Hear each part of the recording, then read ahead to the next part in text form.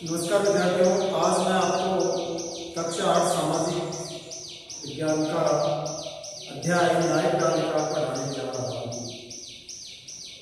देखिए बच्चों, जब आप सुबह सुबह उठते हैं तो अखबार में आप पढ़ते होंगे अदालतों की न्याय प्रक्रिया।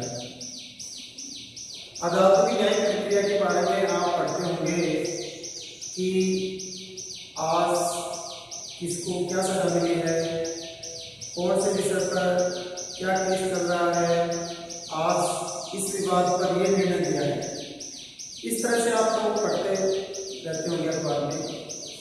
तो विद्यार्थियों, आपको बता दूं कि हमारा देश एक लोकतांत्रिक देश है, यानी जनता द्वारा जनता पर शासन। तो हमारा देश एक लोकतांत्रिक देश है और इस देश में ऐसे बताते हैं कि यहाँ कानून का शासन है।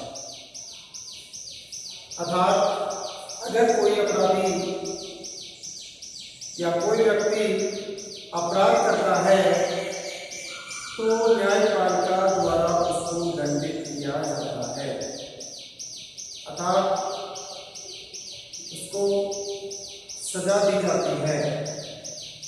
अब आपको पता है कि राज्य में भी जो शासन चलाते हैं, राज्य या देश का शासन है, उसके 3 पार्ट किए गए हैं, जिसमें विधायिका और कार्यपालिका। एक है विधायिका, दूसरी कार्यपालिका और तीसरी न्यायपालिका।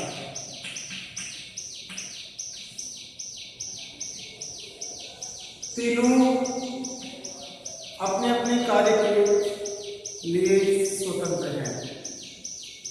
तो अब हम पढ़ेंगे कि न्यायपालिका की क्या भूमिका है।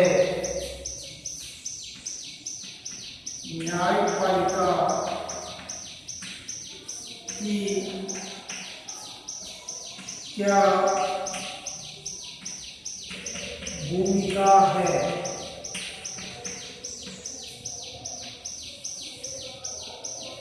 देखिए विद्यार्थियों, अगर जिस देश में न्याय व्यवस्था अच्छी नहीं होगी वहां जंगलराज होगा, अर्थात वहां के लोगों का जीवन कष्टमय होगा क्योंकि उनको न्याय नहीं मिल पाएगा। जो शक्तिशाली लोग हैं वो कमजोर लोगों पर शासन करेंगे, उनका दमन करेंगे। तो न्यायपालिका की क्या भूमिका होती है, आपको पता है कि न्यायपालिका न्याय का काम करती है, अर्थात वह यह फैसला दे सकती है किसी अपराध के किए जाने पर उसमें फैसला दे सकती है।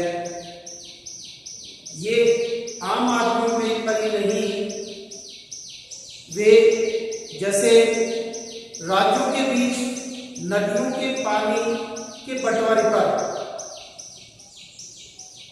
फैसला दे सकती है। जैसे 2 राज्य हैं और 2 राज्यों में नदी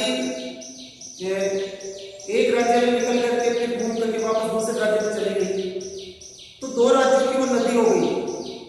अब 2 राज्य उस पर दोनों हक जमा रहे हैं कि ये मेरी है, ये मेरी है, तो उस पर वो फैसला सुनाती है।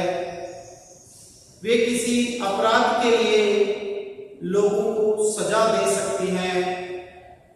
न्यायपालिका के जो मुख्य अब कार्य है वो हम पढ़ने जा रहे हैं। पहला है विवादों का निपटारा। विवादों का निपटारा। देखिए विद्यार्थियों, आपको ये पता है कि जब भी कोई विवाद होता है, चाहे वो सिविल हो या फौजदारी हो, तो वह कोर्ट में जाता है और कोर्ट के बाद उसमें ट्रायल होती है, यानी कोर्ट में जो केस है उसकी ट्रायल चलती है। और उसके बाद कोर्ट फैसला सुनाती है। यानी दोनों पक्षों को अच्छी तरह से सुनवाई करने के बाद फिर जो है कोर्ट अपना फैसला सुनाती है। तो कहने का मतलब ये है कि न्यायिक व्यवस्था, अब ध्यान देना, न्यायिक व्यवस्था नागरिकों यानी नागरिक और नागरिक, यानी एक आदमी दूसरे आदमी के बीच अगर विवाद है तो ये नागरिकों, नागरिक व सरकार, देखिए नागरिकों, दूसरा हो गया नागरिकों व सरकार, यानी एक व्यक्ति सरकार के विरुद्ध भी केस लड़ सकता है। तो यानी नागरिकों व सरकार, दो राज्य सरकारों,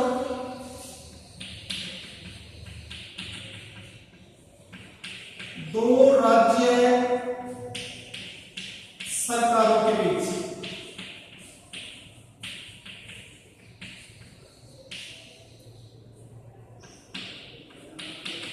और चौथा है केंद्र व राज्य सरकारों के बीच, केंद्र व राज्य सरकारों के बीच। यानी इस प्रकार के नागरिकों के बीच, नागरिकों व सरकार के बीच, दो राज्य सरकारों के बीच, केंद्र व राज्य सरकारों के बीच, इस तरह के जो विवाद होते हैं, इन विवादों को न्यायपालिका निपटाती है। यानी इस तरह के जो केस आते हैं उन पर वो अपना न्याय करती है। दूसरा है न्यायिक समीक्षा।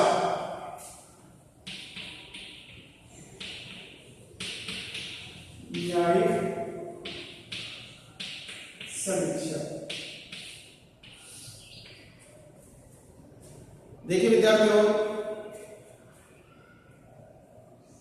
जब न्यायपालिका को यह ऐसा लगता है कि ये कार्य जो सरकार ने किया है वो अच्छा नहीं है, लोगों को हानि उठानी पड़ती है, तो वह उसके विरुद्ध भी सुनवाई कर सकती है। न्यायपालिका में, यानी न्यायपालिका को ऐसा लगता है कि संसद द्वारा पारित किया गया कोई कानून संविधान के विरुद्ध है, यानी संविधान के अनुसार नहीं बनाया गया है, या संविधान के आधारभूत ढांचे का उल्लंघन कर रहा है, तो न्यायपालिका उस कानून को रद्द भी कर सकती है, रद्द कर सकती है या उसमें अपने संशोधन करके वापस सरकार को भेज सकती है। ये है न्यायिक समीक्षा। ये है न्यायिक समीक्षा, यानी कोई कानून बनने के बाद उस पर अगर किसी प्रकार की आपत्ति आती है तो उसका निरीक्षण, बारीकी से निरीक्षण करना कि ये संविधान विरुद्ध है या ये इसके कानून को लोग पसंद नहीं कर रहे हैं, इस कानून के लागू होने से लोगों में परेशानी बढ़ सकती है, तो ऐसे कानून की वो न्यायिक समीक्षा करती है। अब है अपना अगला पॉइंट, कानून की रक्षा एवं मौलिक अधिकारों का क्रियान्वयन। कानून की रक्षा एवं मौलिक अधिकारों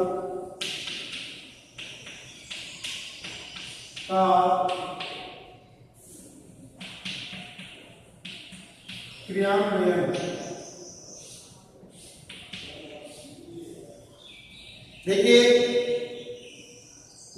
बच्चों, किसी व्यक्ति को ऐसा लगता है कि मेरे साथ अन्याय हुआ है या मेरे मौलिक अधिकारों का हनन हुआ है, तो वह उच्च न्यायालय, जिसको हम हाईकोर्ट बोलते हैं, उच्च न्यायालय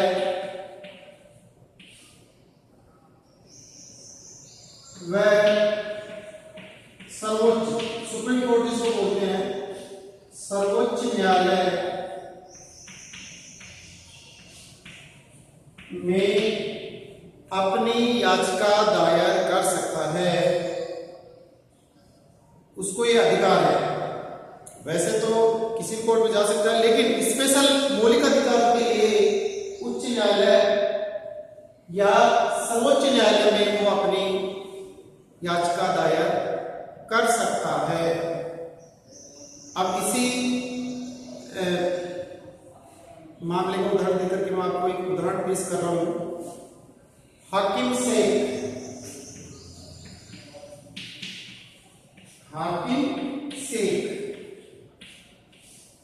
ये 7वीं क्लास में हमने पढ़ा था। तो हाकिम का मामला इस प्रकार से था कि वह एक ट्रेन में सफर कर रहा था और वह किसी कारणवश गिर गया। गिरने के बाद उसके पैर कट गए। पैर कटने के बाद उसको अस्पताल में ले जाया गया, लेकिन किसी भी अस्पताल में उसको भर्ती नहीं किया। इसी बीच उसकी हालत बिगड़ती जा रही थी। तो प्यारे बच्चों, आपको मैं बता दूं कि संविधान के अनुच्छेद 21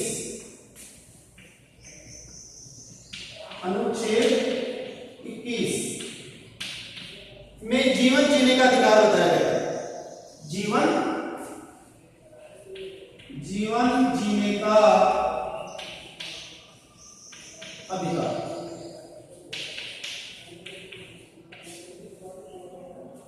तो जब मामला सुप्रीम कोर्ट में पहुंचा, सर्वोच्च न्यायालय में पहुंचा, तो उस पर सुनवाई हुई और पश्चिम बंगाल सरकार को यह आदेश दिया गया कि जो हाकिम शेख है उसको मुआवजा दिया जाए। साथ ही आपातकाल परिस्थितियों में जो व्यक्ति बीमारियां घायल हो रहे हैं उनके इलाज की व्यवस्था की जाए। प्राथमिक चिकित्सा यानी की व्यवस्था की जाए। लोगों के स्वास्थ्य के बारे में ध्यान दिया जाए। इस तरह से सुप्रीम कोर्ट ने पश्चिम बंगाल सरकार को यह आदेश दिया। अब अगला अपना है कि स्वतंत्र न्यायपालिका क्या होती है। स्वतंत्र न्यायपालिका क्या होती है।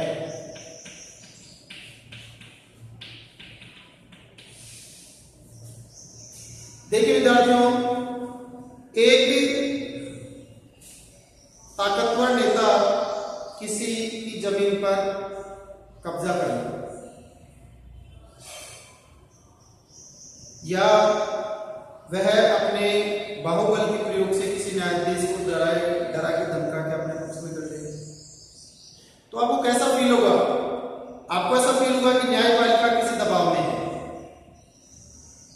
इसलिए न्यायपालिका को स्वतंत्र रखा गया। विधायिका और कार्यपालिका से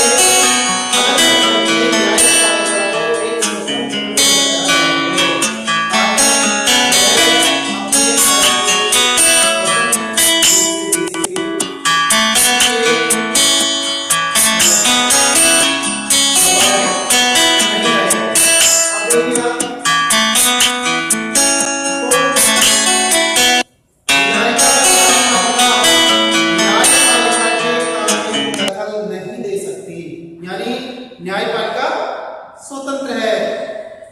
अदालतें सरकार के अधीन नहीं है। अच्छी बात है कि सरकार के अधीन नहीं है।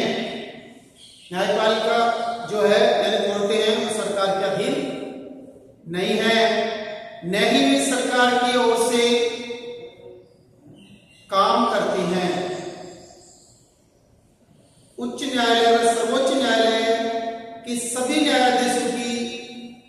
नियुक्ति में सरकार का कोई दखल नहीं हो। इसलिए एक बार नियुक्त हो जाने के बाद किसी भी न्यायाधीश को हटाना बड़ा मुश्किल है। हालांकि हटाया जा सकता है, लेकिन वो हटाने की प्रक्रिया बहुत मुश्किल है। हाई कोर्ट और सुप्रीम कोर्ट के न्यायाधीश को हटाने के लिए संसद के अंदर महाभियोग लाया जाता है, जिसकी प्रक्रिया बड़ी कठिन है। आज के लिए इतना ही काफी। नमस्कार।